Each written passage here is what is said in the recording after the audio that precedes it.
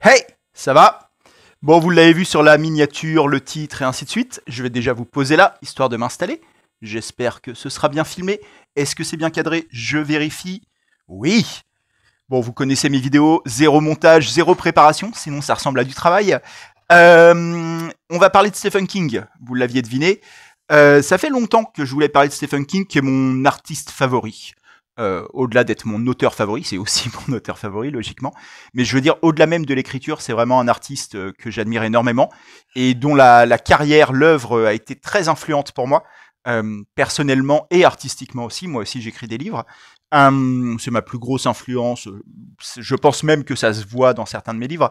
J'avais envie depuis très longtemps, parce que comme vous l'avez vu en intro de vidéo, j'ai lu tous les Stephen King, je les ai tous. Il m'en manque quelques-uns, enfin il m'en manque, il me les manque pas parce que j'attends qu'ils sortent en poche en réalité, il me manque les derniers, à savoir j'ai pas encore lu Holly, son dernier roman, et son dernier recueil de nouvelles qui s'appelle You Like It Darker, voilà, ses prochains romans, parce que j'avais tous les Stephen King en grand format jusqu'à récemment, et j'ai tout revendu pour racheter d'occasion des petits formats, parce que ça commençait à prendre beaucoup trop de place. Actuellement, mon problème, plus que les finances, c'est la place de mes collections. Donc là, j'essaye de réduire comme je peux. Donc j'ai réduit Stephen King en format poche. Voilà. Et donc j'avais envie de revenir là-dessus. Alors je pense que c'est un auteur, un artiste que beaucoup d'entre vous connaissent un petit peu. J'ai été coiffé au poteau récemment par une vidéo d'une youtubeuse que j'aime beaucoup, qui s'appelle Margorito. Je vous mettrai le lien de sa vidéo en commentaire, enfin en description. Qui est une youtubeuse que j'aime beaucoup et qui a fait une longue analyse, une longue vidéo sur Stephen King sous un angle politique, idéologique. C'est vachement intéressant, je vous renvoie à cette vidéo si vous avez envie. Elle dit des trucs vraiment, vraiment cool sur Stephen King. Elle critique aussi un peu, mais c'est vraiment intéressant. Et moi, ce sera beaucoup moins intéressant. C'est juste, là, l'idée de la vidéo, ça va être juste de... Venez, on parle de Stephen King, quoi. Ça peut être le titre même. Ouais, c'est juste ça. Parler de Stephen King, de pourquoi j'aime Stephen King. Peut-être aussi comment lire Stephen King pour les gens qui ne l'ont pas lu. Quand je dis comment, c'est-à-dire que maintenant, c'est quelqu'un qui a 80 livres, je crois, quelque chose comme ça, voire un peu plus. Donc c'est très compliqué si vous avez jamais lu Stephen King de savoir par quoi commencer. Est-ce qu'il y a, alors en réalité, vous pouvez commencer par ce que vous voulez. La réponse va être ça. Mais voilà, de connaître un petit peu l'œuvre du personnage, l'œuvre et le personnage. On peut peut-être déjà parler du personnage et en fait parler des deux. C'est-à-dire que moi, un livre que je conseillerais bien à ceux qui n'ont jamais lu Stephen King pour commencer, ça peut paraître bizarre. Je sais pas si c'est le meilleur conseil, ce que je vais donner, mais c'est un conseil viable à mon sens. C'est peut-être de commencer par un livre qu'il a écrit dans les années 2000, qui s'appelle Écriture, mémoire d'un métier, qui n'est pas un roman. C'est un de ces rares livres qui n'est pas un roman, qui est un livre qui est un manuel d'écriture mêlé d'autobiographie. En réalité, c'est un livre vraiment cool et qui montre en fait pourquoi Stephen King est un gars sympa. Son écriture là, donc, est une écriture directe où il parle de sa vie, de son métier, de comment écrire. C'est une écriture très très au niveau du sol, très au niveau des lecteurs. Il se la pète pas du tout. Il y a un truc, il est assez marrant. C'est un mec qui est plutôt drôle en fait quand il écrit, Stephen King. Il a un talent pour l'anecdote, pour les digressions, et puis il revient finalement à son propos. C'est vraiment très cool. Et écriture en fait peut être une bonne porte d'entrée. Pas pour découvrir l'œuvre de Stephen King vraiment, mais de découvrir qui il est et en fait pour l'aimer. En fait, à la fin d'écriture, c'est très dur de pas aimer Stephen King. Il est vraiment comment dire, sympathique. Ça paraît un peu faible, mais on s'attache vraiment à lui. Et au-delà de ça, en plus, il se trouve que écriture, c'est un très bon manuel d'écriture justement. Moi, ça m'a vachement marqué. Je l'avais lu, c'était entre le lycée et la fac, quoi. Je devais avoir 19 ans, quelque chose comme ça. Je commençais à écrire. Je commençais à écrire sérieusement, j'avais pas encore été publié ni rien, mais je commençais à écrire des vrais romans, avec un début, une fin. Ce qui a marqué pour moi vraiment une évolution dans ma manière d'aborder le fait d'écrire, c'est de passer de brouillons d'histoires, de trucs que je finissais jamais vraiment, et puis qui n'étaient pas vraiment destinés à être lus, à passer à un truc où je me disais, ok, je veux que cette histoire-là, elle soit lue par des gens, même si c'est juste mes potes, ma famille, peu importe. Je veux que ce soit un package qui soit emballé, quoi. Avec un début, une fin et ainsi de suite. Et ça m'a vachement aidé. Il y a tout il y a beaucoup de conseils qui sont des conseils très pratiques en fait, très encore une fois très au niveau du sol, comme je disais. C'est-à-dire c'est pas du tout il parle très peu d'aller chercher l'inspiration et de la sacralité de l'écriture. Il en parle un peu, mais vraiment, vraiment pas beaucoup. C'est beaucoup de conseils très pratiques en fait sur sa discipline de travail et ainsi de suite. Donc c'est un livre moi que je conseille énormément et pourquoi pas en première lecture de Stephen King en fait. Ce qui peut paraître bizarre. Et vous allez en plus, ça va vous permettre de connaître un peu, comme je disais, la biographie de Stephen King, qui est une biographie très intéressante parce que c'est un des très rares cas de vrais self-made men, comme on dit. C'est-à-dire que très souvent, vous savez, les stars, que ce soit de la chanson, de peu importe, de l'écriture, vont vous raconter ce qu'on appelle un narrative en anglais sur leur origin story, beaucoup de mots anglais, sur comment ils sont devenus artistes, comment ils sont devenus connus, comment ils sont devenus célèbres. Et très souvent, cette histoire consiste à nous dire qu'ils viennent de nulle part, que personne les a aidés, qu'ils n'avaient pas de cuillère en argent, cuillère en argent dans la bouche, que ça a été dur pour eux, et blablabla. Bla bla bla. Et quand vous grattez, souvent, c'est pas aussi simple. Je pense à des Taylor Swift, à J.K. Alors Taylor Swift, elle doit pas trop raconter ça. C'est compliqué vu qui est son père, vous vous renseignerez sur qui est le père de Taylor Swift. Mais par exemple, J.K. Rowling, qui nous a beaucoup raconté qu'elle elle était au chômage et elle écrivait dans les cafés, tout ça. Et en fait, quand vous grattez, vous voyez qu'il y a toujours, quasiment toujours, en fait, un peu d'entrisme. En fait, ils appartiennent déjà à un milieu culturel très proche du milieu artistique. Ils ont déjà des connaissances, des relations, voire des relations familiales, même avec ce milieu-là. Ils ont déjà des facilités, en fait. C'est très rare de rencontrer un artiste qui a réussi au niveau de Stephen King, parce que Stephen King, je l'ai pas dit, mais parce que c'est une évidence, mais c'est un des plus gros vendeurs de livres depuis 40 ans. C'est un mec qui fait best-seller sur best-seller. Donc on est à un niveau de réussite en tant qu'écrivain qui est phénoménal en termes de volume de vente et en termes de longévité. Il y en a très très peu comme lui. Donc ce niveau-là, en général, le mythe du self-made man résiste assez peu à l'enquête. Et en fait, on se rend compte que c'est jamais tout à fait des self-made men ou women. Et qu'en fait, il y a eu...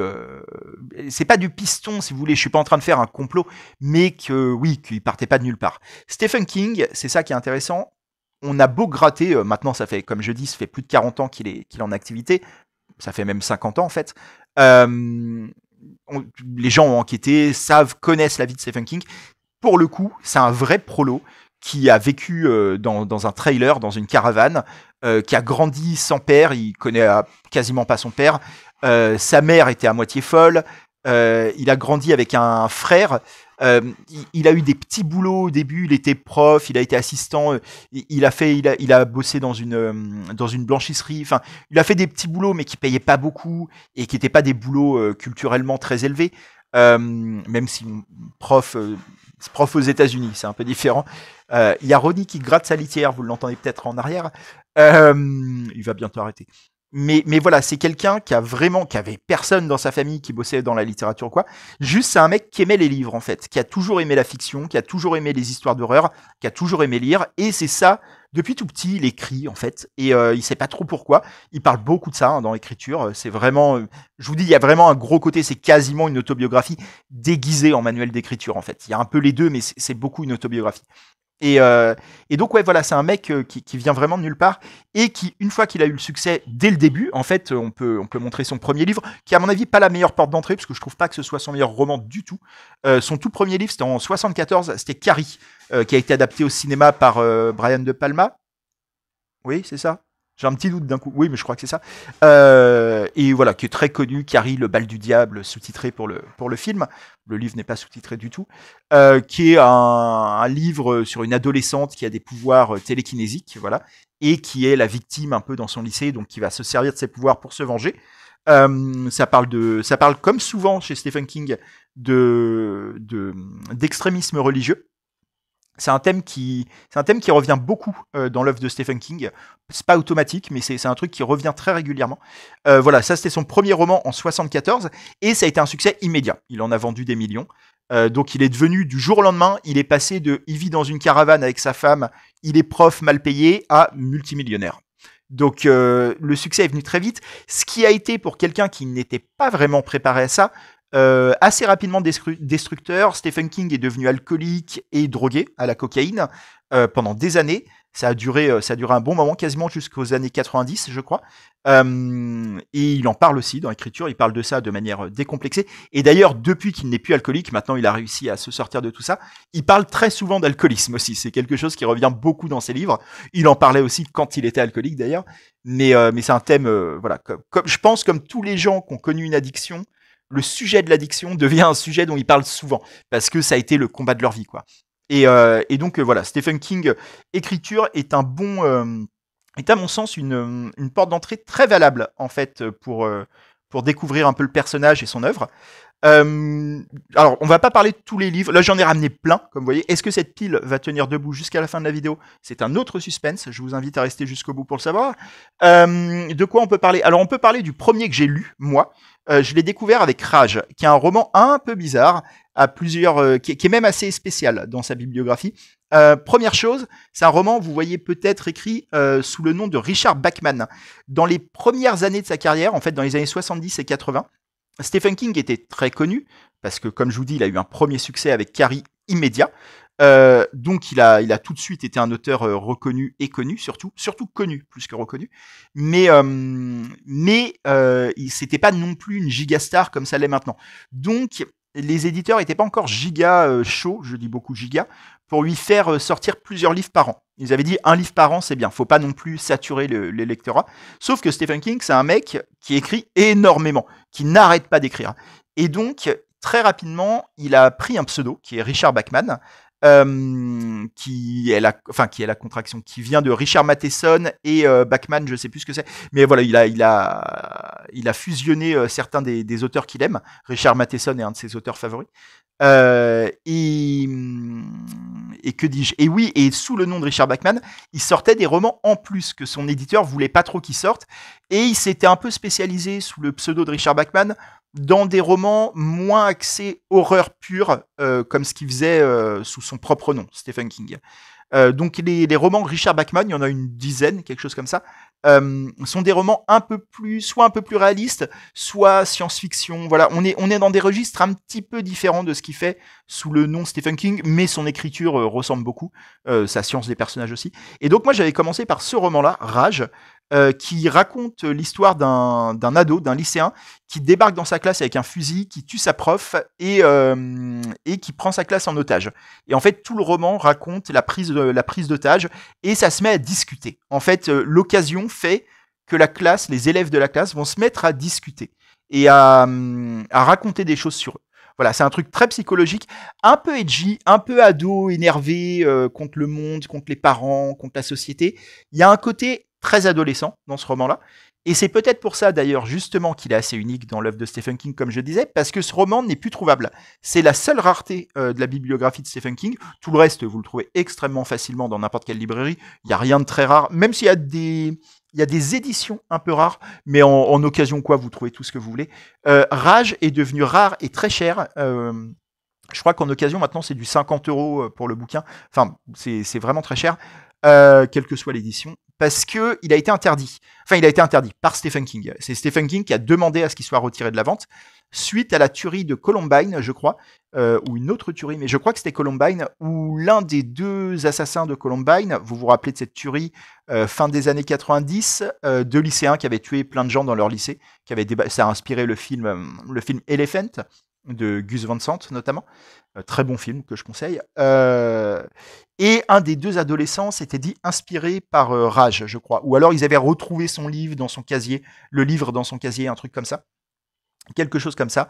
En tout cas, voilà, Rage était lié à Columbine d'une façon ou d'une autre. Et donc Stephen King, gêné par ce rapprochement, a décidé de retirer le livre de la vente.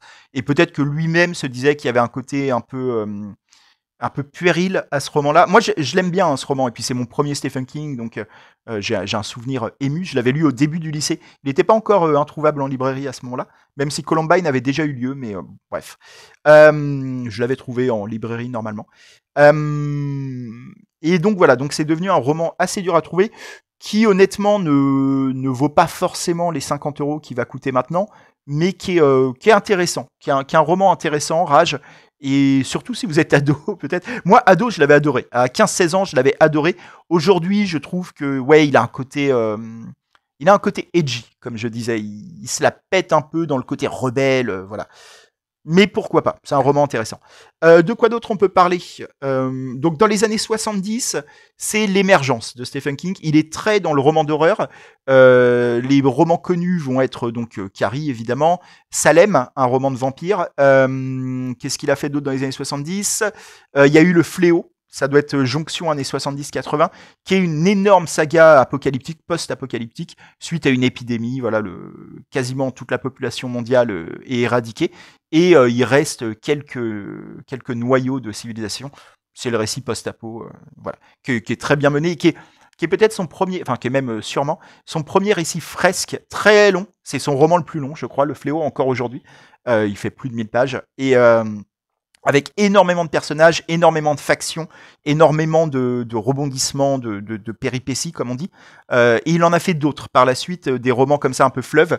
J'en ai ramené un après, on en parlera. Les années 70, c'est beaucoup ça. Il pose un peu les jalons de sa carrière d'auteur d'horreur. Il est assez mal vu à l'époque.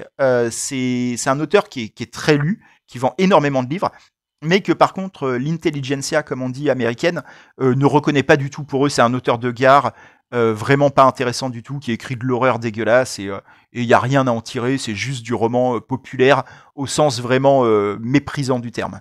On va voir que ça a beaucoup évolué, cette image de Stephen King, mais c'est ça. On parlait de Richard Bachman, j'en conseille juste un autre, qui est pour moi le meilleur Richard Bachman, c'est Marche ou crève. Le titre est très connu, qui s'appelle The Long Line, je crois en anglais. Le titre originel était, je le cherche pour le plaisir, The Long Walk, pardon. The Long Walk, qui est vraiment pour moi le meilleur Richard Bachman. C'est pas le meilleur Stephen King, mais c'est un très bon Richard Bachman sur un monde un peu dystopique, on va dire futuriste, on sait pas trop, on va dire dystopique, on va rester là-dessus, qui organise une espèce de grande épreuve, de grand jeu. Il n'y a pas trop le côté télévisé et tout, c'est pas trop mis en avant, mais on comprend que ça doit l'être. Où des jeunes ou des moins jeunes, qui veut, marchent, et le dernier qui s'arrête de marcher a gagné. Et il gagne une somme d'argent énorme, je ne sais plus ce que c'est. Somme d'argent ou bénéfice, je ne sais plus. Bénéfice par rapport... non, mais ça doit être... ça doit être une somme d'argent, je ne me rappelle plus. Mais ceux qui s'arrêtent de marcher se font tuer. Et sauf que la marche peut durer extrêmement longtemps. Tiens, il y a quelqu'un qui perce dans mon immeuble. J'espère que vous n'entendez pas. Ça faisait longtemps. Et voilà, il est vraiment trop cool. Et donc, on va suivre juste des gens qui marchent pendant des heures, et même des jours en réalité, sans pouvoir s'arrêter. Alors, ils marchent juste, ils n'ont pas à courir, mais c'est un truc d'endurance. Et c'est vraiment un très très bon roman. Pour moi, c'est le meilleur Richard Bachman. Donc, je le conseille un peu. Et il date à peu près de cette époque. Au début des années 80, donc deuxième décennie pour Stephen King. Il a commencé en 74, comme on disait.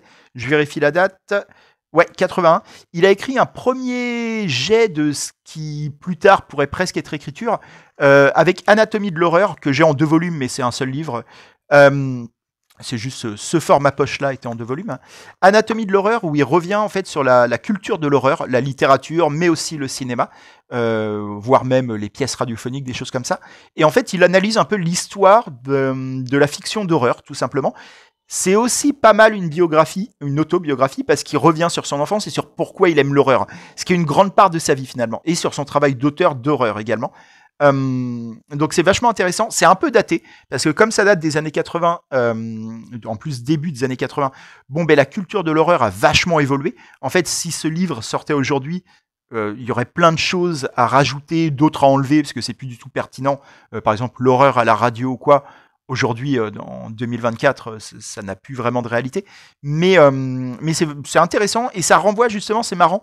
Moi, je l'avais lu un peu comme ça, comme un témoignage d'une époque que j'ai pas trop connue, de l'horreur des débuts des années 80, avec vraiment une culture, cette culture horrifique, qui avait aucune lettre de noblesse à l'époque. C'est-à-dire que quand Anatomie de l'horreur sort, absolument tout le monde considère que c'est vraiment de la merde l'horreur, à part les fans d'horreur évidemment, mais je veux dire, c'est très mal vu. Et donc Stephen King fait un peu un plaidoyer aussi pour cette culture-là, à laquelle il appartient. Et justement, comme je disais, lui-même était mal vu. Et donc c'est intéressant, c'est presque, il se fait son propre avocat aussi dans ce livre-là, qui est vraiment intéressant à regarder, à lire, et qui est son seul autre livre non-fiction. Il y en a un autre, mais on n'en parlera pas forcément, qui parle de baseball, mais avec écriture. Donc c'est un livre intéressant aussi, Anatomie de l'horreur, si vous vous intéressez à l'horreur notamment. Et je pense que ça a pu participer aussi progressivement, c'est pas ça tout seul, mais ça a pu participer au fait que Stephen King, comme je disais, est devenu quand même plus reconnu. Aujourd'hui, Stephen King, il y a un nombre hallucinant de mémoires, de thèses, d'études qui ont été faites sur son œuvre. À peu près tout le monde est d'accord aujourd'hui pour dire que c'est un très bon auteur. Et beaucoup de gens même, moi y compris, sont d'accord pour dire que c'est un de nos meilleurs auteurs contemporains. On est sur un très grand auteur et qui, à mon avis, va marquer l'histoire de la littérature, l'a déjà marqué en réalité. Années 80 toujours, quoique, est-ce que c'était pas années 70 ? Je cherche la date. Non, années 80, 82. Il y a eu ça, je l'ai en anglais là, Différentes saisons, Different Seasons, qui est un recueil de 4 histoires semi-courtes, parce qu'en fait elles sont pas si courtes, on doit être sur du 200 pages par histoire, un truc comme ça, un peu moins, donc c'est des novellas. C'est un format que Stephen King a fait plusieurs fois dans sa vie, ce recueil de 4 novellas. Il y en a encore eu un il y a pas longtemps qui s'appelait Si ça saigne, voilà. Et il en a fait 4-5 comme ça dans sa carrière. Celui-là, c'était le premier et il est très intéressant parce que c'est aussi son premier recueil pas fantastique. Enfin, ses premières histoires publiées sous son vrai nom en plus, Stephen King, qui n'étaient pas fantastiques. Alors, il y en a une qui l'est un peu, mais les 3 autres sont des nouvelles pas du tout fantastiques, complètement réalistes, dont le célèbre Les Évadés, qui s'appelle Les Évadés de Shawshank, qui a donné un film qui est assez célèbre. Il y a Les Évadés, il y a Un élève doué, qui a donné un film aussi. Tout a donné un film chez Stephen King.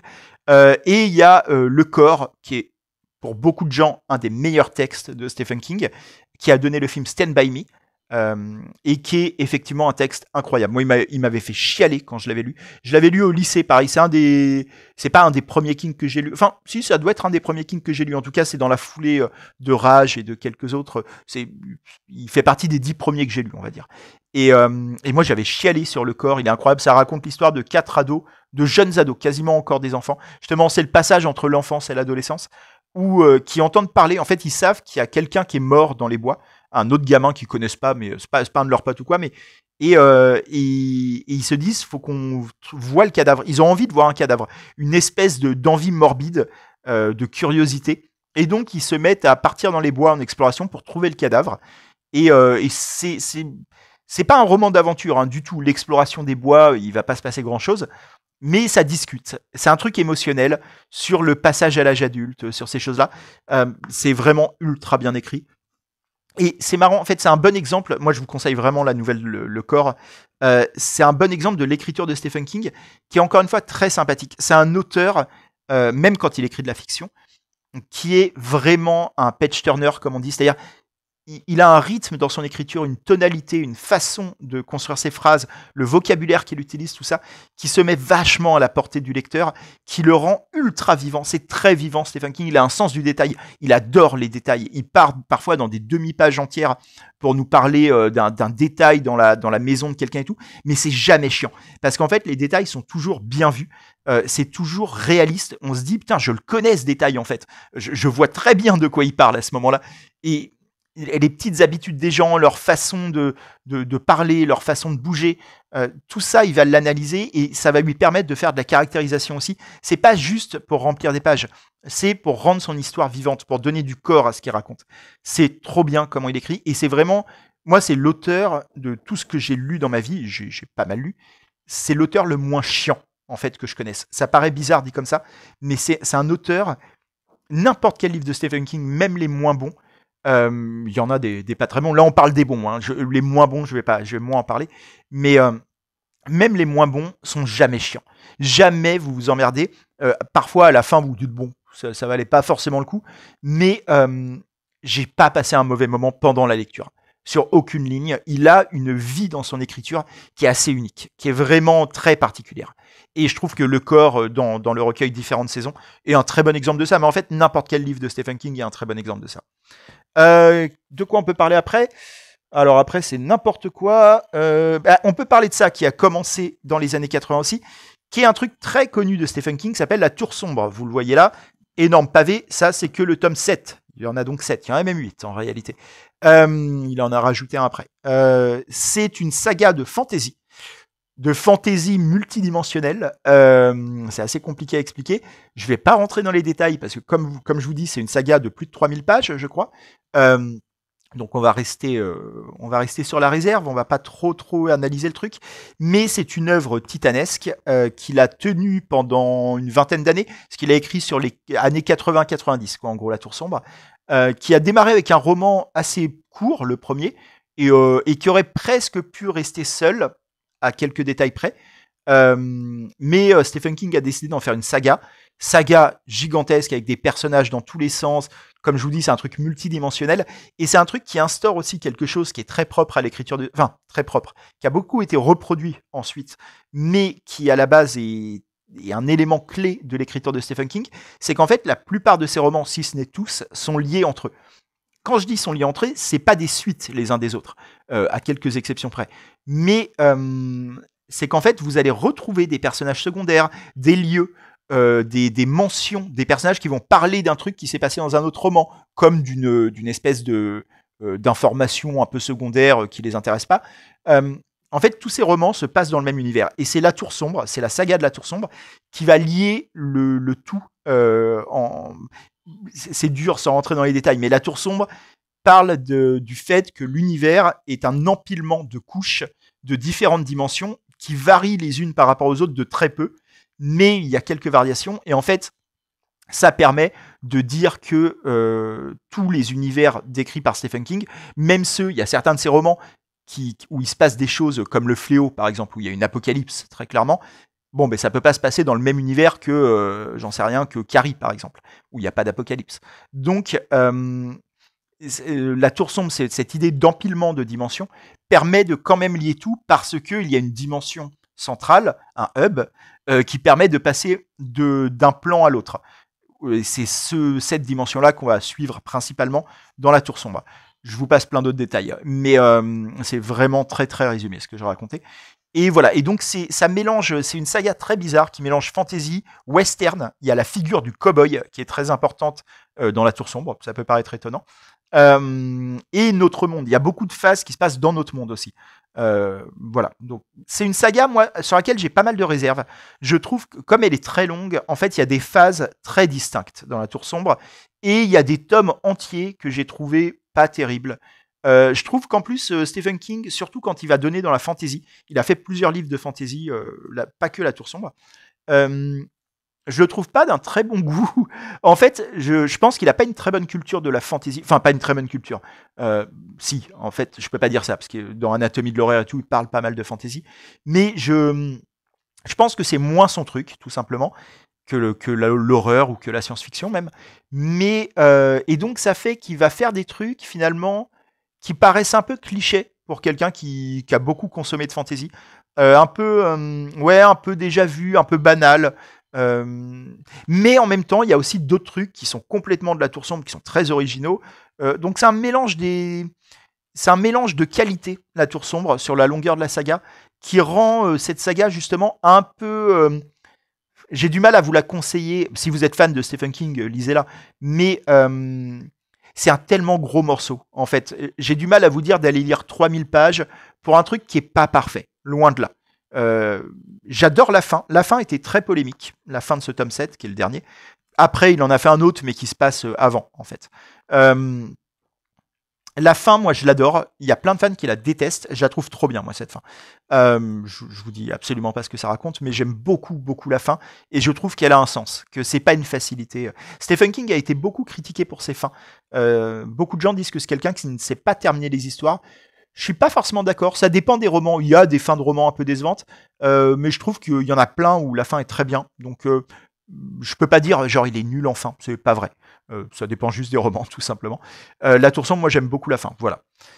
Est-ce que ça rachète le reste? Je sais pas, mais on l'avait dit dans une vidéo récente. C'est sur quoi? Sur Ushijima, sur le manga Ushijima. La toute fin d'une œuvre, pour moi, c'est ultra important. C'est un truc qui va, en fait, ça marque. Quand je dis la toute fin, je parle vraiment des toutes dernières pages, la dernière scène. Parce que ça marque la fermeture thématique et morale d'une histoire. C'est-à-dire quel personnage à la fin est heureux, lequel est malheureux, qui a gagné, qui a perdu, quel est l'état du statu quo de l'histoire. Tout ça, c'est dans la dernière scène en fait. Et donc, moi j'aime bien cette fin. Voilà. Je sais pas où j'allais avec ça. La Tour Sombre, dans sa globalité, je peux pas dire que j'aime. En tout cas, c'est loin, très loin d'être mon Stephen King favori. Après, si vous êtes fan, si vous en avez lu beaucoup de Stephen King, à un moment, faites-vous peut-être La Tour Sombre, parce que, en fait, il y a tellement de liens, de références, il y a un moucheron, il y a tellement de liens, de références à tous ces autres romans, ou quasiment tous, que, en tant que fan, il y a un moment, faut lire La Tour Sombre. C'est vraiment le truc central qui va lier tout le reste, en fait. Donc, ouais, si vous êtes fan, à un moment, allez-y. Truc marrant, La Tour Sombre, c'est un des très rares livres, parce qu'en France, c'est Albin Michel qui publie Stephen King, quasiment tout. Et sauf La Tour Sombre et un ou deux autres, des histoires de droit, j'imagine. Mais il y a quelques livres qui sont pas publiés par Albin Michel, c'est marrant. Et notamment ceux de La Tour Sombre, voilà, qui sont publiés par... je ne sais plus. Et en plus, ça a peut-être changé, ça n'arrête pas de changer de réédition en réédition. Mais est-ce que je peux trouver ça? Parce que je dis je ne sais plus, parce que là, j'ai le poche. Le poche, c'est chez J'ai lu. Mais à la base, est-ce que je peux savoir? Eh bien non, je ne peux pas savoir. Voilà. Mais c'est peut-être J'ai lu, en fait. Je ne sais pas. Je ne sais pas. Ne m'embêtez pas avec ça. De quoi d'autre on peut parler? Alors, il y en a que j'ai pris... est-ce qu'on parle de tout? Ça va être compliqué. Années 80, là, on a fait un peu... Ben non, on n'a pas fait le tour. Bien sûr que non, on n'a pas fait le tour. Il y a son chef-d'œuvre dans les années 80, qui est ça. Vous voyez que j'ai un coffret, alors je vais vous les sortir, parce que pour montrer l'illustration de couverture, illustration qui est de Mathieu Blanchin, alors qui n'est plus trouvable, là c'est une vieille édition que j'ai, et qui est un peu culte pour les fans de Stephen King de mon âge, ceux qui ont 40 ans, parce que elle forme un triptyque, donc elle est en 3 volumes, celle-là. Normalement, c'est en 2 volumes, ça. Et là, le poche, à l'époque, il voulait pas faire des poches trop gros, donc il l'avait fait en 3 volumes. Ou alors, il voulait faire plus d'argent, je ne sais pas. Et vous voyez que les couvertures forment une frise, voilà, qui, moi, en supermarché, me fascinait. J'ai longtemps eu ce rapport à Stephen King. Je vais essayer de les laisser là, si les livres veulent bien rester ouverts. J'ai longtemps eu ce rapport à Stephen King. Quand j'étais gamin, je parle école primaire, début collège, j'ai accompagné ma mère en course quand elle faisait des courses au supermarché, à Auchan, en l'occurrence pour nous. Et je passais pendant qu'elle faisait les courses, moi je restais au rayon livres et je lisais, soit je lisais des livres, soit ce que j'adorais faire, je lisais l'arrière, les résumés, les quatrièmes de couve, de livres que j'avais pas vraiment le droit de lire, qui étaient des livres d'horreur, notamment les livres de Stephen King. J'ai lu toutes les quatrièmes de couve de Stephen King pendant que ma mère faisait des courses. Je lisais aussi l'arrière des VHS de films d'horreur, pour la même raison. J'étais fasciné par ces histoires que j'avais pas le droit de lire, par ces couvertures aussi, qui étaient vraiment ces éditions-là. Je me rappelle très très bien de ces éditions et qui étaient pour moi des objets de fascination vraiment. Et donc ça, j'ai longtemps tourné autour de ce livre, comme autour de tout Stephen King, sans avoir vraiment le droit de le lire. En fait, c'est même pas que j'avais pas le droit. Je pense que si j'avais demandé, mes parents m'auraient laissé le lire en réalité. Ils me laissaient déjà voir des films qu'ils auraient pas dû. Mais je l'ai beaucoup raconté, mais il m'avait laissé regarder Aliens, le 2, en CE2. Donc voilà, ça montrait le laxisme de mes parents. Mais c'est pas un vrai laxisme, c'est qu'ils avaient compris que j'aimais ça, quoi. Et donc je pense qu'ils m'auraient laissé lire Stephen King. Mais je pense que moi, gamin, je sentais que c'était pas pour moi, en fait. Qu'il fallait que j'attende un peu. Que j'allais pas bien en profiter. Que ça allait peut-être être un peu trop hardcore pour moi, même si j'aimais l'horreur et tout. Et je pense que j'avais raison. Donc j'ai attendu quelques années. Et donc, ça, publié en 85, si je dis pas de bêtises, j'ai un tout petit doute, mais quasiment sûr. 86, je me suis trompé. 86, qui est le chef-d'œuvre de Stephen King, qui est pour moi son meilleur roman et qui est même un de mes romans favoris ever, peut-être le deuxième après L'Attrape-Cœur de Salinger. C'est un roman incroyable qui a été adapté en film plutôt avec succès. Il y a d'abord eu un téléfilm que j'aime beaucoup, mais il y a un rapport émotionnel, c'est que je l'ai découvert gamin. J'ai vu le téléfilm avant de lire le livre en fait. Je l'avais découvert au collège, j'avais trouvé ça incroyable. À la revoyure, au revisionnage, c'est pas un grand film non plus, le téléfilm des années 90, mais il est pas mal, il est très fidèle à l'ambiance du roman.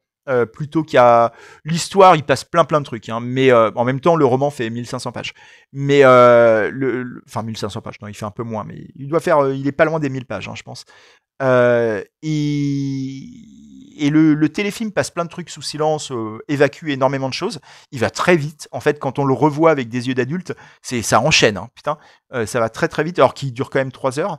Et, mais il se passe tellement de trucs. Et ils ont réadapté le film. Vous avez dû voir ça. Vous avez sûrement vu les films. Ça a été d'énormes succès ces dernières années par Muschietti. Avec plutôt bonheur. En tout cas, sur la première partie. Je trouve la deuxième partie beaucoup moins bien. Mais la première partie avec les gamins est vraiment cool. Parce que pour ceux qui ne connaîtraient pas ça, il ne va pas y en avoir beaucoup, la particularité de cette histoire, c'est que il y a 2 histoires entremêlées. On va suivre la même équipe de 7 personnages, gamins et adultes. Et en fait, les 2 sont entremêlés. C'est pas d'abord les gamins, ensuite les adultes, comme c'est le cas dans le dernier film d'ailleurs. Dans le roman, les 2 se passent en même temps. Et en fait, on suit donc un groupe de gamins, le club des losers, le club des ratés en français, qui est confronté dans leur ville de Derry, dans le Maine. Tous les romans de Stephen King se passent dans l'état du Maine, aux États-Unis. Sont confrontés à un monstre protéiforme qui prend souvent la forme d'un clown, mais qui peut en fait prendre la forme de n'importe quoi. Et qui domine la ville en secret depuis des millénaires, en fait, qui a toujours été là, et auquel la ville, inconsciemment, il n'y a pas une organisation autour de ça, mais inconsciemment, la ville sacrifie des gamins à ce monstre, qui en échange a rendu la ville prospère. Tout ça est très inconscient, hein. Comme je dis, c'est pas un complot du maire ou quoi. Ils savent pas qu'il y a un monstre, mais ils sentent un peu. Ils sentent qu'il faut pas trop enquêter sur les disparitions de gamins et que la ville elle se porte très bien comme ça. Et elle est très violente, mais c'est pas grave. Et voilà. Et les gamins, eux, décident de pas se laisser faire, de pas se laisser attraper par le clown et vont se battre contre lui. Et ils pensent l'avoir battu, sauf que adultes, ils se rendent compte que le clown est de retour, et donc ils retournent dans leur ville, qu'ils avaient tous quitté depuis des années, et ils s'étaient tous un peu oubliés même. La bande s'était disloquée, donc la bande va devoir se reformer, leurs souvenirs vont devoir se reconstruire, parce que la manière de battre ce monstre, c'est pas un monstre physique réellement, c'est un monstre un peu psychologique qu'il faut battre en croyant qu'on peut le battre. Et donc c'est un roman qui parle beaucoup de foi en réalité, pas forcément la foi religieuse, mais de croire en soi, de croire en la magie. La magie, encore une fois, pas au sens forcément spirituel ou mystique, mais de la possibilité que les choses ne se passent pas comme prévu, qu'on puisse faire dérailler un peu le train du malheur, quoi. Et c'est quelque chose qu'adulte on perd un peu. Gamin, ça renvoie un peu à cette phrase très cliché, mais il ne savait pas que c'était impossible, donc il l'a fait. C'est très très cliché, très poster de motivation, mais il y a un peu de ça. Gamin, ils ont réussi à battre le clown parce qu'ils se rendaient pas compte de la tâche qu'ils avaient devant eux.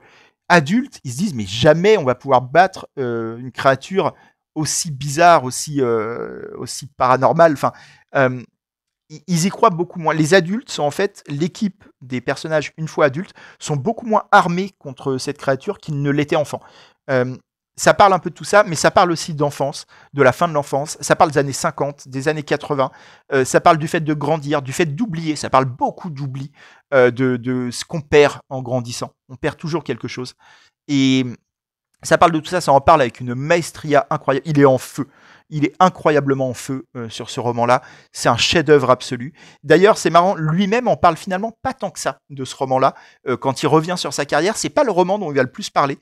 Peut-être parce que lui-même est un peu intimidé. C'est un roman qui dépasse le reste de sa bibliographie. Euh, on est vraiment sur un chef-d'œuvre sur ça. Je dis ça sans aucune précaution.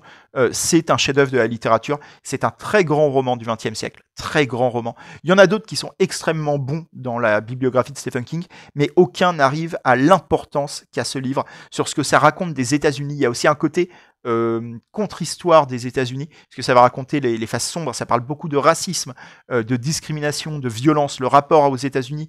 Le rapport que les États-Unis ont avec les armes à feu, avec la violence. Ça parle de tout ça, c'est génial, c'est incroyable. Si vous en avez un seul à lire, vraiment que vous ne voulez lire qu'un seul Stephen King, lisez celui-là. Il est un peu long, il dure 1000 pages, mais ça va filer tellement vite.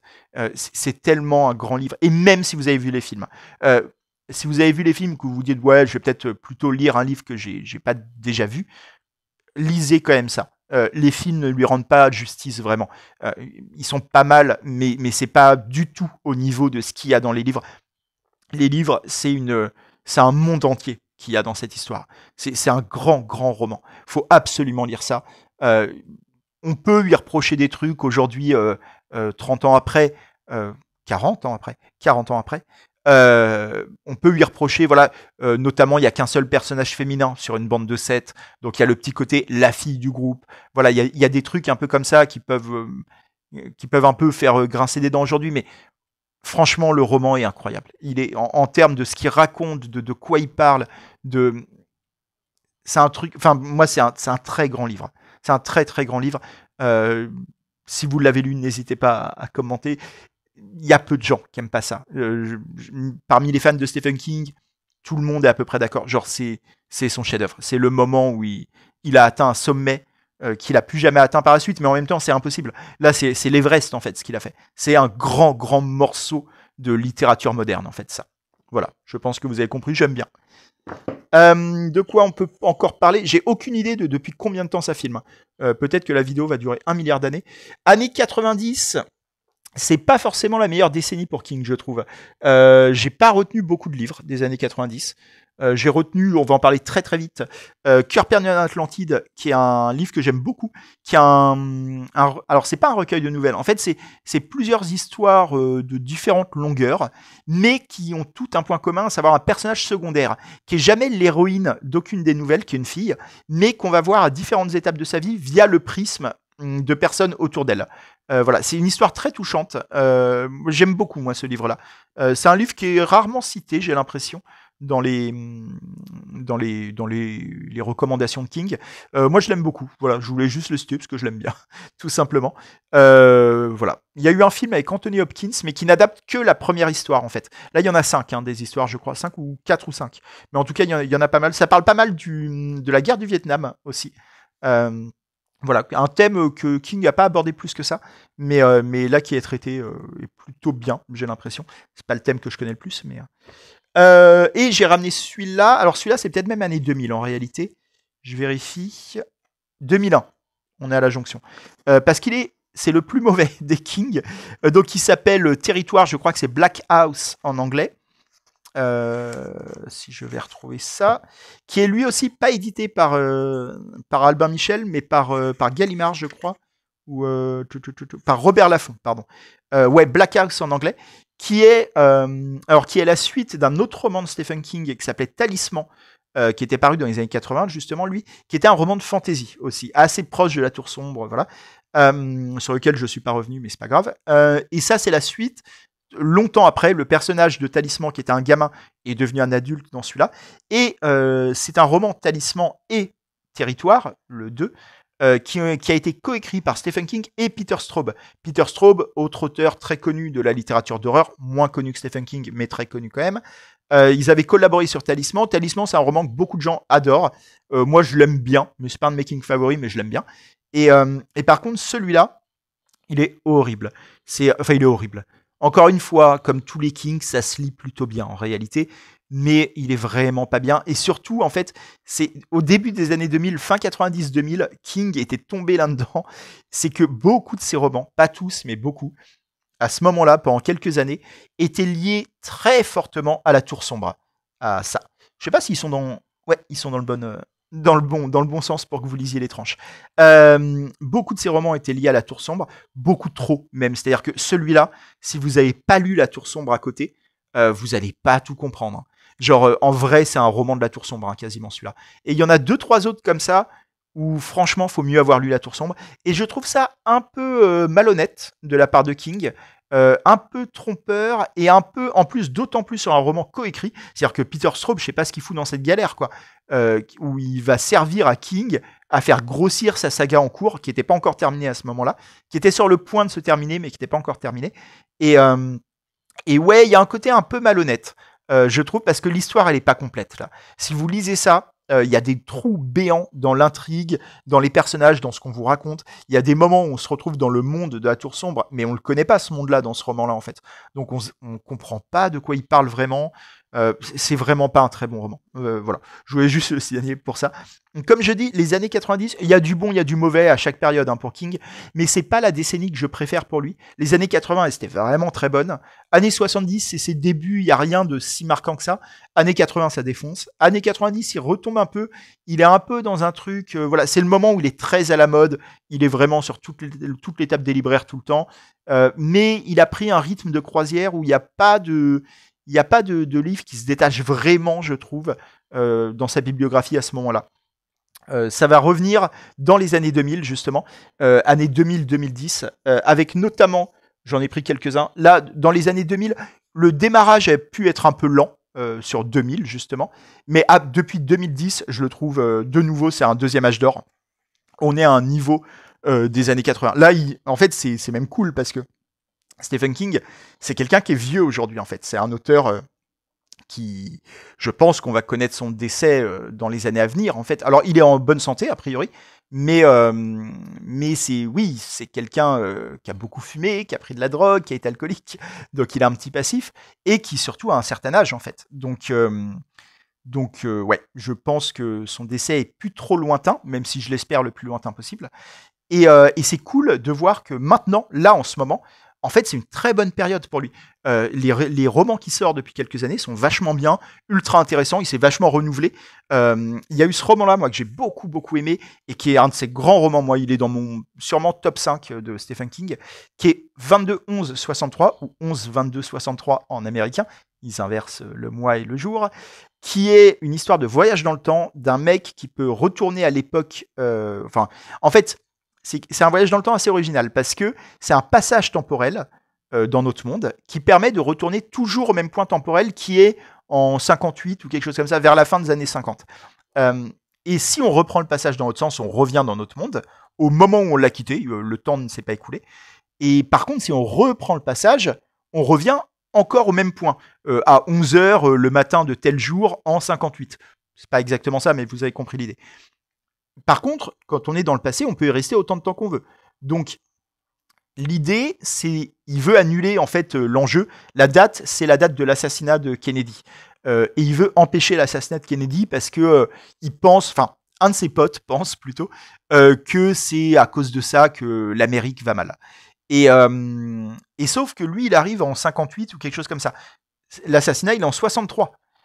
Donc 63, ça fait qu'il va devoir rester 5 ans dans le passé. Parce qu'il peut pas revenir, enfin, il peut pas régler la date. Donc, il doit rester 5 ans dans le passé, puis revenir dans le présent. Donc, il va devoir se faire une vie dans le passé, en fait. Il va devoir attendre, travailler, enquêter, se trouver un logement, enquêter parce qu'il n'est pas totalement sûr que c'est Oswald le tueur de Kennedy. Il est presque sûr. Oswald, c'est le tueur de Kennedy, en tout cas le tueur officiel. Il y a beaucoup de théories autour de l'assassinat de Kennedy. C'est le tueur officiel, mais comme il y a plein de théories, il y a un doute. Et donc, il va être sûr que c'est bien Oswald le tueur pour l'empêcher d'agir.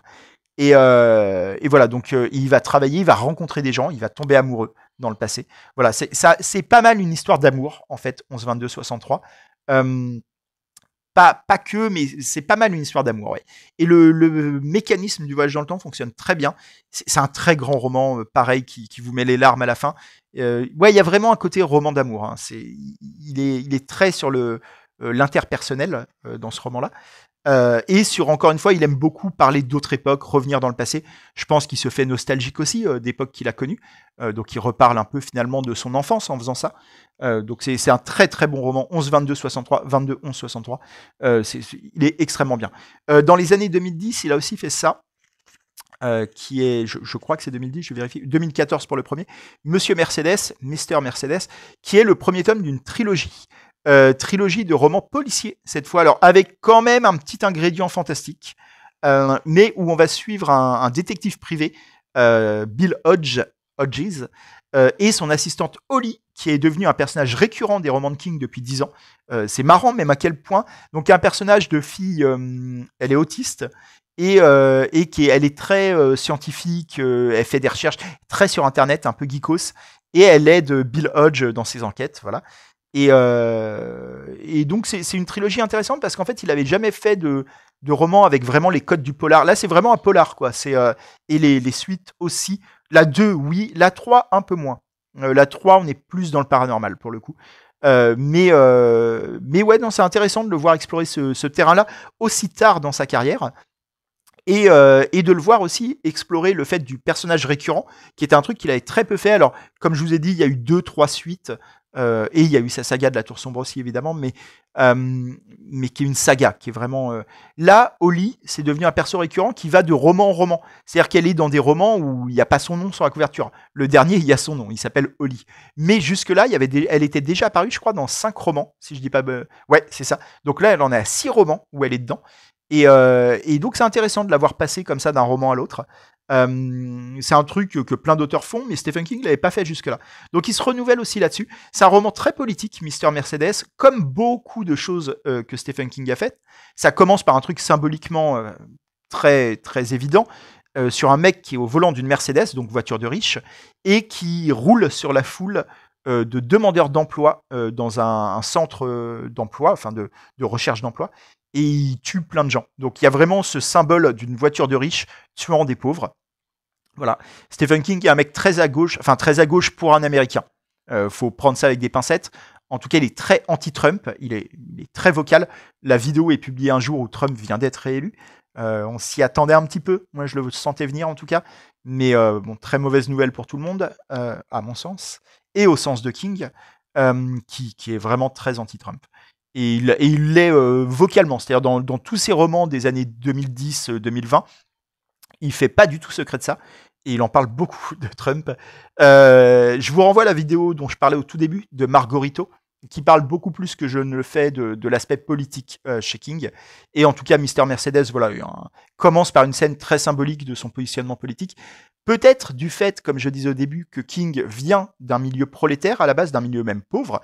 Je vais tousser. Excusez-moi. Vient d'un milieu prolétaire, voire pauvre, qu'il a connu l'Amérique d'en bas, avant de faire partie de l'Amérique d'en haut aujourd'hui. Hein, très clairement, c'est un multimillionnaire respecté, étudié à la fac. Enfin voilà, il est plus prolo aujourd'hui. Mais peut-être par son background, par sa famille, tout ça, c'est quelqu'un qui est assez positionné à gauche en fait. Encore une fois, pour un Américain, c'est pas la même gauche que chez nous, mais c'est quelqu'un qui est du côté du peuple, on va dire. En tout cas, d'une certaine vision du peuple. Ces personnages dans ces romans sont très souvent des gens du quotidien, qui ont des métiers ni plus ni moins que votre voisin de palier, quoi. C'est pas misérabiliste non plus. Hein. Il y a certains romans où on va suivre des gens en très grande pauvreté, en très grande détresse, mais la plupart du temps, ça va être plus des gens du quotidien, en fait. Mais en tout cas, c'est pas des bourgeois. Même s'il y en a aussi, mais c'est quelque chose d'assez polyphonique du point de vue sociétal, où il va vraiment donner la parole plutôt à des gens dominés que dominants. Et les dominants sont d'ailleurs très souvent les méchants. Chez King, il y a un truc assez moral. En fait, King, de manière générale, est un auteur très moral, dans le sens où il met vraiment en scène le bien et le mal, et l'opposition de ces deux concepts. C'est un croyant, c'est un lecteur de la Bible. Alors, il a une relation à l'Église qui est un peu conflictuelle. Comme je disais, il parle très souvent d'extrémisme religieux, de radicalisme, tout ça, surtout du point de vue chrétien. Et lui-même le dit qu'il va pas trop à l'Église. Mais par contre, il lit la Bible, il croit en Dieu. Et je pense que ça influence son écriture aussi. Il a vraiment la conviction que le bien et le mal sont des notions qui existent, en fait. Qu'il y a des choses objectivement bien, des choses objectivement mal. Et il les met en scène dans ses romans. Ça parle souvent de gens qui cherchent à faire le bien, qui n'y arrivent pas forcément, mais qui ont envie d'être du côté du bien, et qui vont s'opposer au mal, qui vont faire le choix moral de se lever contre le mal. Et le mal va souvent, pas toujours, mais souvent, être symbolisé par des hommes politiques, par des gens riches, par des patrons, même le monstre de ça, qui est un monstre, hein, mais c'est quelqu'un de puissant, c'est un dieu. Et c'est quelqu'un qui domine une ville, qui la rend riche. Derrière le monstre de ça, il y a la prospérité, il y a le statu quo, il y a l'ordre établi. Donc voilà, King a vraiment cette opposition-là dans la plupart de ses romans. De quoi d'autre on peut parler? J'ai ramené quelques trucs. Année 2000, on revient un tout petit peu en arrière. Il y avait eu ça que j'aime pas trop, mais c'était juste pour donner un exemple d'un autre roman fleuve, un peu comme lequel on avait montré. Je sais plus. Non, mais on parlait du Fléau. C'est un peu comme les Fléaux, c'est-à-dire beaucoup de personnages. C'est un très gros roman aussi qui doit faire à peu près 1000 pages. Je vais vérifier. 800, 900. Under the Dome, ou Le Dôme, je crois en français, Dôme tout court, il n'y a pas le, qui est une ville qui se retrouve mystérieusement placée sous un dôme transparent qui les empêche de communiquer avec le monde extérieur. Donc on est vraiment sur une expérience d'écriture, c'est assez marrant parce que le point de départ, c'est presque un truc d'écrivain, tu cherches même pas à justifier, c'est juste et qu'est-ce qui se passerait si. Et donc là, il part vraiment, et c'est marrant parce que l'intro, moi j'aime beaucoup l'intro de ce livre-là, où le dôme, donc le livre fait 900 pages, on pourrait se dire qu'il a le temps de placer un peu les personnages, le contexte, machin. Le dôme apparaît page 1, donc le dôme, ça commence par l'apparition du dôme. Je trouve que c'est une très bonne scène d'intro. En fait, la première scène, c'est un avion qui s'écrase contre le dôme, sans savoir qu'il y a le dôme, en fait. C'est transparent, donc voilà. Et c'est cool. Mais le reste du roman est long. On s'attache pas trop au perso. Il y a un truc un peu laborieux. Je trouve que King aime les romans très longs. La plupart de ses romans sont vraiment longs, bien plus que la moyenne. Et les romans très longs de King, il y a toujours un risque. Quand il va dans ce registre-là du roman choral avec des dizaines de personnages, avec un lieu bien précis, il aime bien les petites villes qu'on va suivre, qu'on va connaître presque rue par rue. Parfois, il se perd un peu dans un truc où finalement, il n'y a plus tellement d'histoire et il se concentre plus sur des tranches de vie. Alors pourquoi pas? Mais comme il y a quand même une histoire derrière, il faut la faire avancer. Donc il y a un truc un peu artificiel, je trouve, dans Under the Dome. C'est un roman, moi, que j'aime pas trop, et beaucoup de gens l'aiment pas trop d'ailleurs. Il a déçu plein de gens. Et c'est le même point de départ que le film des Simpsons. Voilà, où Springfield se retrouve sous un dôme aussi. Il me reste plus grand chose. Il me reste ça, que j'avais beaucoup aimé, qui est sorti en 2015 ou quelque chose comme ça. Voyons voir ça. 2017, qu'il a écrit avec l'un de ses fils, à savoir Owen King. Vous voyez son nom sur la couverture normalement. À savoir que King a 2 fils et une fille, si je dis pas de bêtises. Et l'un de ses fils est devenu un auteur très connu sous le nom de Joe Hill. Alors pas aussi connu que son père, mais qui est quand même très connu, Joe Hill, qui a sorti pas mal de romans, qui a été adapté au cinéma plusieurs fois. Notamment, il y a eu Horns avec Daniel Radcliffe et plus récemment Black Phone avec Ethan Hawke. Que j'ai beaucoup aimé, moi, Black Phone, adapté d'une de ses nouvelles. Donc, le fils de Stephen King est devenu écrivain. Comme quoi, le népotisme, commence avec Stephen King. Lui-même n'en a pas bénéficié, mais voilà. Après, son fils est doué aussi, il n'y a pas de problème. Mais voilà, on connaît la reproduction sociale et tous ces mécanismes. Et son autre fils, Owen King, n'est pas vraiment écrivain. Il a écrit une nouvelle ou deux ici et là. Mais surtout, il a écrit ce roman avec son père. Alors, c'est toujours mystérieux. Les romans de collaboration de King, l'écriture ressemble beaucoup à Stephen King, quand même. Donc, je ne sais pas trop ce qu'a fait son fils dans le roman. Je ne sais pas. J'étais pas là avec eux. Je vais pas dire que c'est King qui a tout écrit et qui a donné juste la moitié du contrat à son fils. J'en sais rien. Voilà. Mais ça ressemble à du King, plus qu'à du Owen. Enfin, ça ressemble à du Stephen, plus qu'à du Owen, si vous voulez. De toute façon, on ne sait pas ce que c'est du Owen. Mais voilà. Et ce qui est marrant, c'est que King, par contre, n'a pas trop collaboré avec son autre fils, Joe Hill, qui lui, pour le coup, est un écrivain beaucoup plus accompli. Ils ont fait 2-3 nouvelles ensemble, mais ils n'ont pas fait de roman.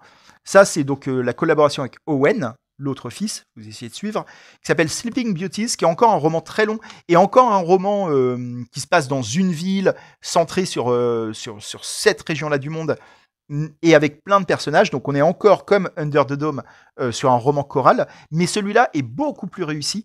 Et pourtant on était sur un terrain très tricky, très risqué pour Stephen King, parce que comme le titre l'indique, Sleeping Beauties, toutes les femmes du monde entier s'endorment en même temps. Enfin, en fait, ne se réveillent pas, plus que s'endorment, ne se réveillent pas et vont se retrouver entourées d'une espèce de cocon qui les enveloppe, et on se rend compte que si on essaye de les réveiller de force, elles deviennent meurtrières, genre elles réagissent pas du tout comme des animaux en fait, elles sont des animaux sauvages qui tuent la première personne qu'elles voient, et elles se rendorment tout de suite après. Donc on comprend qu'il ne faut pas les réveiller, mais on ne sait pas ce qui se passe en fait. Et donc il ne reste que des hommes. Les femmes sont endormies, les hommes sont... Il n'y a pas de problème. On va comprendre milieu de roman, c'est un twist de milieu de roman, ce qui est arrivé aux femmes. Et on va se rendre compte qu'elles sont dans un monde parallèle. Voilà, je vous en dis pas trop. Et qu'elles ont un choix à faire.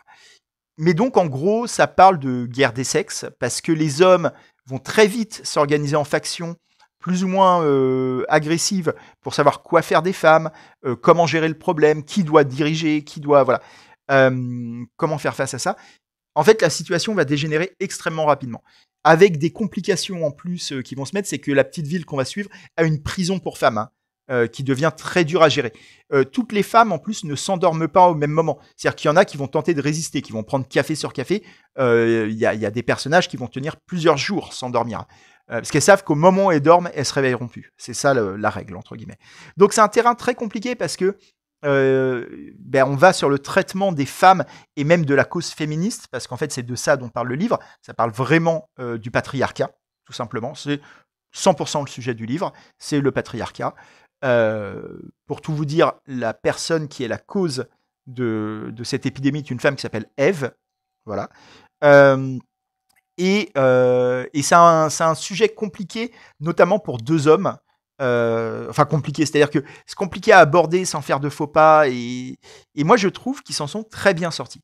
J'ai adoré ce roman, c'est un très bon roman. Et je trouve que ce qui est dit sur le sujet n'est pas nauséabond. Alors, il y a sûrement des maladresses, sûrement des manquements. Peut-être qu'ils vont pas assez loin sur certains trucs. Peut-être qu'ils pardonnent un peu trop à certains personnages. Mais je trouve que le roman, en tout cas, est un bon roman. Et j'ai l'impression qu'il n'a pas trop plu. Alors, pas forcément sous l'angle féministe d'ailleurs, mais que les gens ne trouvent pas que ce soit un très grand King. Moi, je trouve franchement qu'il est bien et que c'est un de ses meilleurs de ces dernières années. Il est vraiment très très bien, moi, je trouve, Sleeping Beauties. Et je le conseille, et notamment si l'idée de voir King écrire sur le patriarcat vous intéresse, c'est là que ça se passe. Et enfin, dernier roman de King, après il y a 2-3 bonus, mais dernier roman de King dont on parle, un des derniers sortis, sorti il y a 2-3 ans maintenant, mais King sort 2 romans par an, hein, donc ça va vite. 2021, 3 ans. Billy Summers, j'ai adoré. Une histoire 100% réaliste sur un tueur à gages qui comprend qu'il a peut-être été pris au piège par ses employeurs et qui va se retrouver à fuir et à se faire discret. Voilà, c'est un peu un... ça parle de... C'est un peu un, j'allais dire road movie, un roadbook. Il voyage beaucoup. Il y a un rapport à l'écriture et il y a un rapport aussi à quelque chose qu'il y a beaucoup dans les derniers livres de King, à la transmission. C'est-à-dire que Billy Summer, c'est donc un tueur à gages qui est un ancien de la première guerre d'Irak, non de la deuxième d'ailleurs, mais qui commence à avoir 25 ans, la deuxième guerre en Irak. Et en fait, il est un peu vieux. Alors, c'est pas un vieillard, mais il a plus de 50 ans. Et il commence à sentir le vent tourner, il se sent vieillissant, il est seul. Et en fait, il va prendre un peu par la force des choses, il va se retrouver à avoir une espèce d'apprenti, de jeune femme qui va le suivre dans sa fuite criminelle. Et King parle beaucoup de ça ces derniers temps, je trouve. Je trouve que c'est une figure qu'on retrouve beaucoup dans ses derniers livres, dans Fairy Tail aussi, qui est sorti il y a quelques temps, que j'ai pas trop aimé, mais un nouveau roman de fantasy de King. Mais pareil, où il y a ce côté transmission d'une vieille personne qui donne les rênes à quelqu'un de plus jeune. En plus, là, dans Billy Summers, c'est autour de l'écriture. Il y a un rapport à l'écriture qui est très, très intéressant, parce qu'en fait, Billy Summers est en train d'écrire un roman qui raconte sa vie, dans le roman Billy Summers.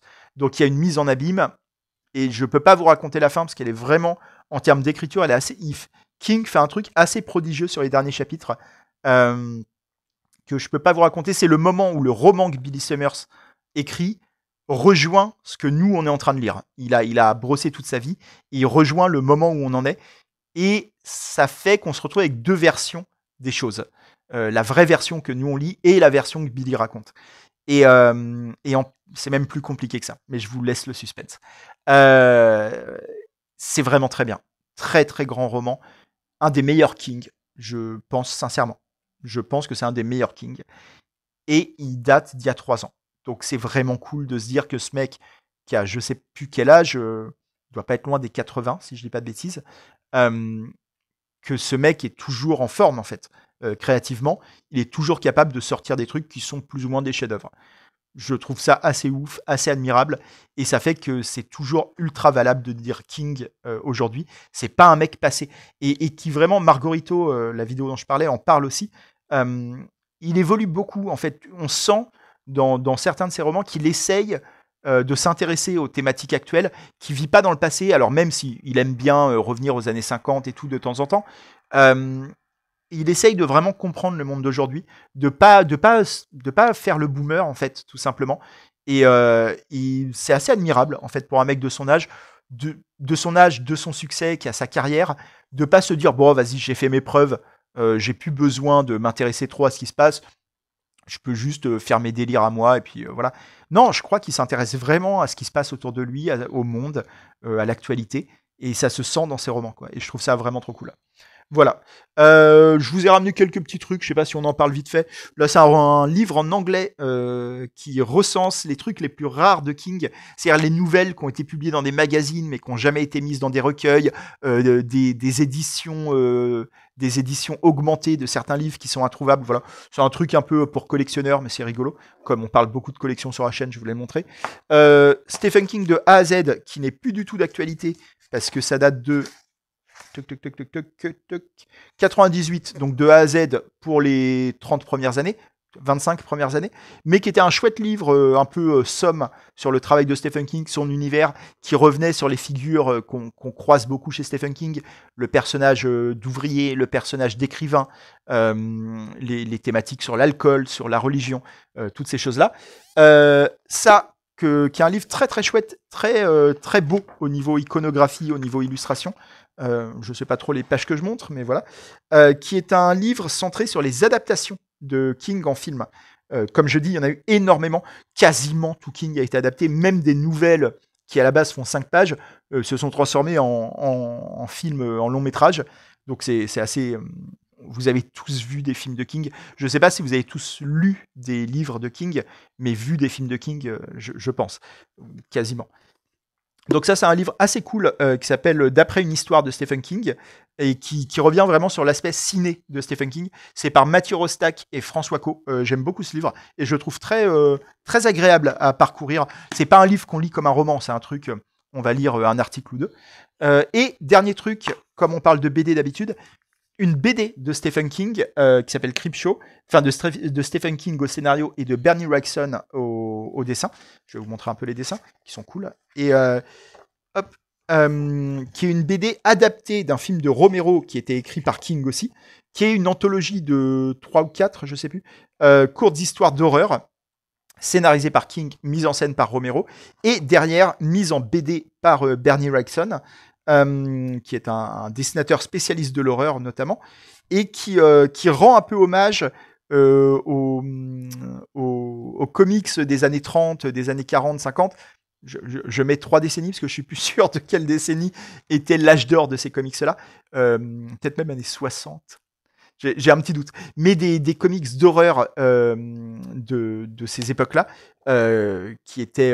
je suis en fin de vidéo, là, j'oublie beaucoup les notions. Est-ce que c'est EC Comics? Oui, c'est EC Comics. C'était ça la firme qui les faisait. Et qui était... Il y avait une mode de la BD d'horreur aux États-Unis à cette époque-là. Avant... Enfin non, c'était même en même temps, mais... j'allais dire le boom des super-héros, mais en tout cas voilà, je me perds complètement, je parle très mal de cette BD, mais ça rend un petit peu hommage à cette culture-là de ces comics-là, Tales from the Crypt et tout ça quoi. Voilà, c'était une BD, c'est très anecdotique hein, cette BD en réalité, mais elle existe, elle est sympa, c'est rigolo à voir. Voilà, c'est la BD de Stephen King. Stephen King a aussi lui-même scénarisé des films.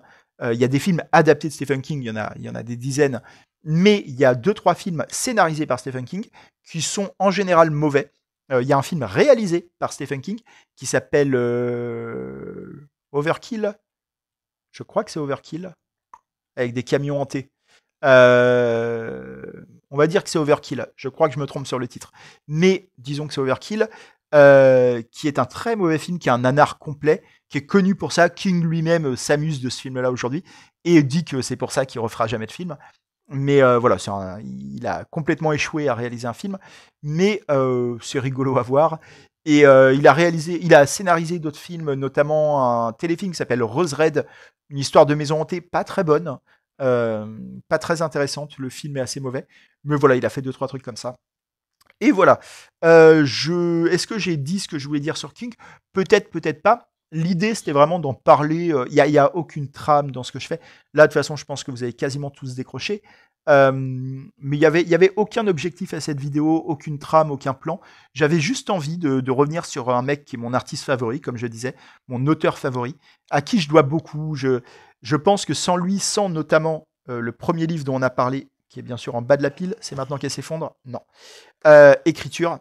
Je pense que je serais quand même devenu écrivain, mais j'aurais beaucoup plus galéré à trouver ma voie, à savoir écrire. C'est un livre qui a changé ma vie, je pense, écriture. Écriture, ça, c'est des livres qui ont changé ma vie, sincèrement. Euh, voilà. Donc, ce mec-là a une importance capitale pour moi. Continue à l'avoir dans le sens où c'est mon auteur favori, c'est quelqu'un, j'envisage son décès avec une tristesse par avance. Euh, ça, je pense que ça va me faire un truc, un peu comme Akira Toriyama il y a quelques mois. Quoi. Enfin, je pense que ça va me... Ouais, même peut-être plus en vrai. J'en sais rien, on verra. N'envisageons pas ça tout de suite. Mais voilà, c'est quelqu'un de très important pour moi et que j'aime beaucoup. Alors, je le connais pas, c'est complètement du parasocial, ce que je suis en train de faire, c'est pas bien. Mais ouais, j'ai énormément d'affection pour cet homme, pour cet artiste, pour ce qu'il a raconté de lui, pour sa façon d'envisager l'horreur, de l'avoir fait évoluer aussi, parce que son succès et sa reconnaissance au fur et à mesure, je pense, ont participé indirectement au fait qu'aujourd'hui, le cinéma d'horreur, la littérature d'horreur, ne sont plus tout à fait vus comme des sous-cultures. Encore un peu, mais quand même, on a fait vachement de progrès. Et je pense que Stephen King a vraiment participé à ça par son succès et par sa régularité dans la qualité. Et c'est un grand auteur, tout simplement. Voilà, j'avais envie d'en parler, de témoigner mon admiration pour lui et mon affection. Et puis peut-être d'en parler avec vous en commentaire et de voir si ça vous fait réagir. Voilà, c'était une vidéo qui valait ce qu'elle valait, mais ça faisait longtemps qu'on n'avait pas fait d'hors-série, qu'on n'avait pas parlé d'autre chose que de manga. Hop, je vais vous reprendre. J'espère que c'était intéressant, que ça vous a pas trop emmerdé. J'espère que c'était bien cadré aussi, parce que je ne le sais pas. Donc voilà. On filme un petit peu Ronnie pour la fin. Et puis je vous dis moi à lundi prochain pour une vidéo manga plus classique. Putain, la vidéo dure 11h, 1h11. Eh ben on va battre des records. Voilà, c'est la vidéo la plus longue de la chaîne. Allez, je vous embrasse, prenez soin de vous et merci de continuer à me suivre. Ciao.